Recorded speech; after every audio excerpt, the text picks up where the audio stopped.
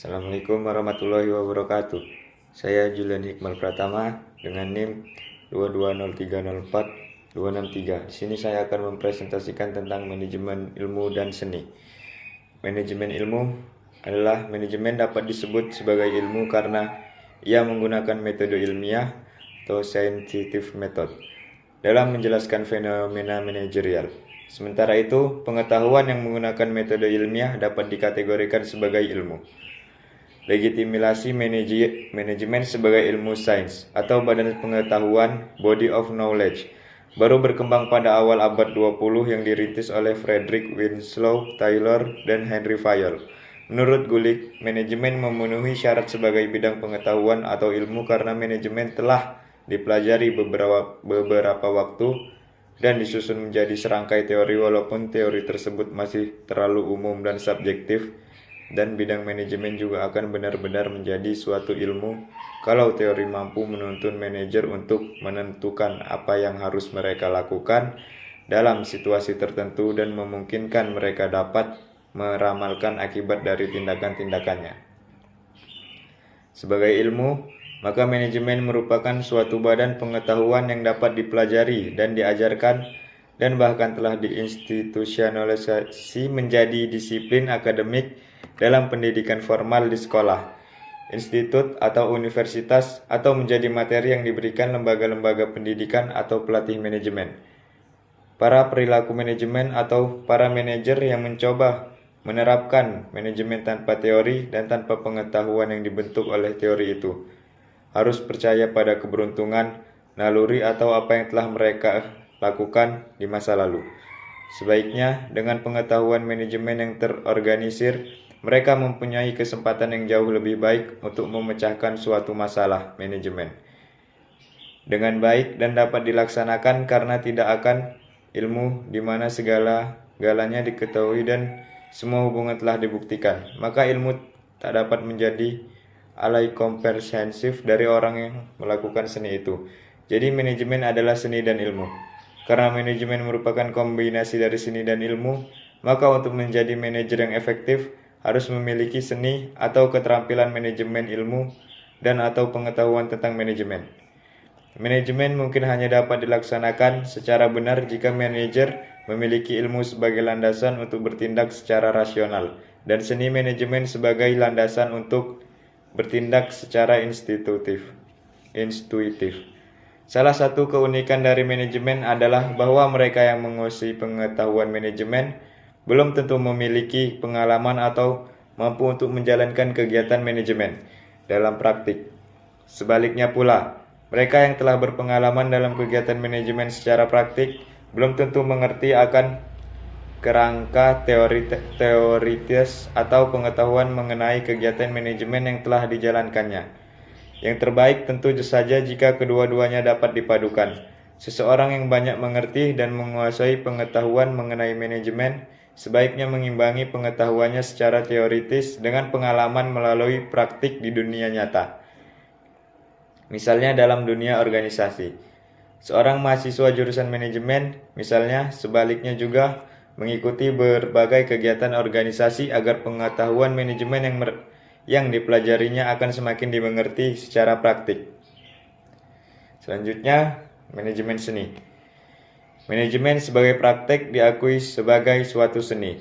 Seni adalah pengetahuan cara mengerjakan untuk mencapai suatu hasil yang konkret dan diinginkan melalui pelatihan dan pengalaman, dan akan lebih baik lagi jika memiliki bakat karena pembawaan kodrati.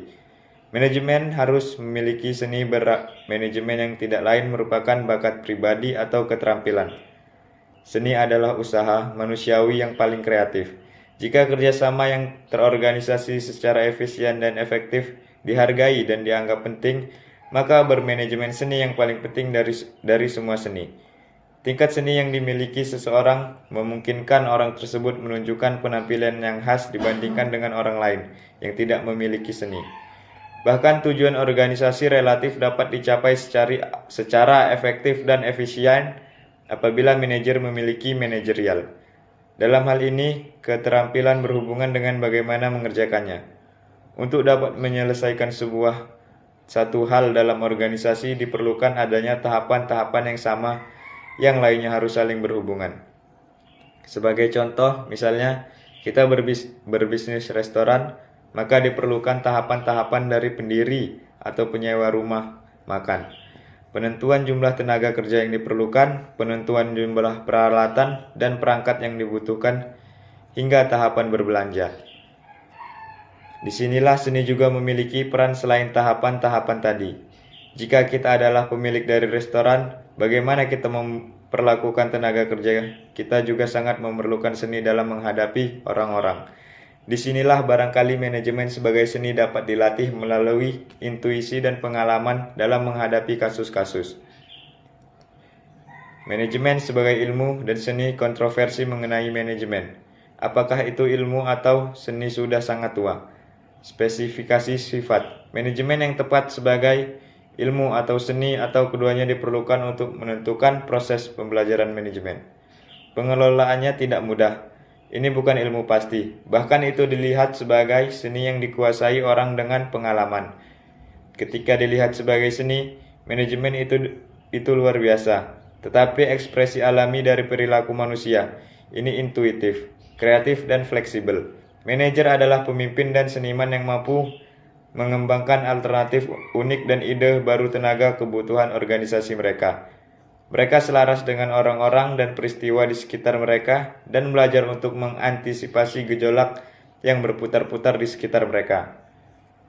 Namun, seni dalam manajemen tidak tepat dan tidak tepat. Seniman menafsirkan pengalaman dan mengungkapkannya dalam bentuk yang dapat dirasakan, dipahami, dan dihargai oleh orang lain. Seni memungkinkan adanya emosi, kehalusan, dan ambiguitas. Seorang seniman membingkai dunia sehingga orang lain dapat melihat kemungkinan bisnis. Sains itu luar biasa. Ini adalah metode untuk melakukan sesuatu. Ini adalah keahlian sistematis terorganisir yang mengumpulkan pengetahuan tentang dunia dan memadatkan pengetahuan menjadi hukum dan prinsip yang dapat diuji. Ketika sains dilakukan dengan benar, itu dapat menasihati kita dalam semua keputusan dan tindakan kita sehari-hari. Proses konstruksi dan konfirmasi teori ilmiah dapat dilihat sebagai melibatkan langkah-langkah berikut. Yang pertama, rumusan masalah atau kompleks masalah berdasarkan pengamatan. Selanjutnya, konstruksi teori untuk memberikan jawaban atas masalah atau masalah berdasarkan induksi dari pengamatan. Ketiga, ada pengurangan hipotesis spesifik dari teori. Yang keempat, penyusunan kembali hipotesis dalam hal tindakan spesifik dan operasi yang diperlukan untuk menguji hipotesis. Yang kelima, merancang situasi aktual untuk menguji teorema. Jadi kesimpulan kontroversi mengenai manajemen. Apakah itu ilmu atau seni sudah sangat tua? Spesifikasi sifat manajemen yang tepat sebagai ilmu atau seni atau keduanya diperlukan untuk menentukan proses pembelajaran manajemen. Namun seni dalam manajemen tidak dapat dan tidak tepat. Seniman menafsirkan pengalaman dan mengungkapkannya dalam bentuk yang dapat dirasakan, dipahami, dan dihargai oleh orang lain. Manajemen dapat disebut sebagai ilmu karena ia menggunakan metode ilmiah sensitive method dalam menjelaskan fenomena manajerial. Sementara itu, pengetahuan yang menggunakan metode ilmiah dapat dikategorikan sebagai ilmu. Seni adalah usaha manusiawi yang paling kreatif. Jika kerjasama yang terorganisasi secara efisien dan efektif dihargai dan dianggap penting, maka bermanajemen seni paling penting dari semua seni.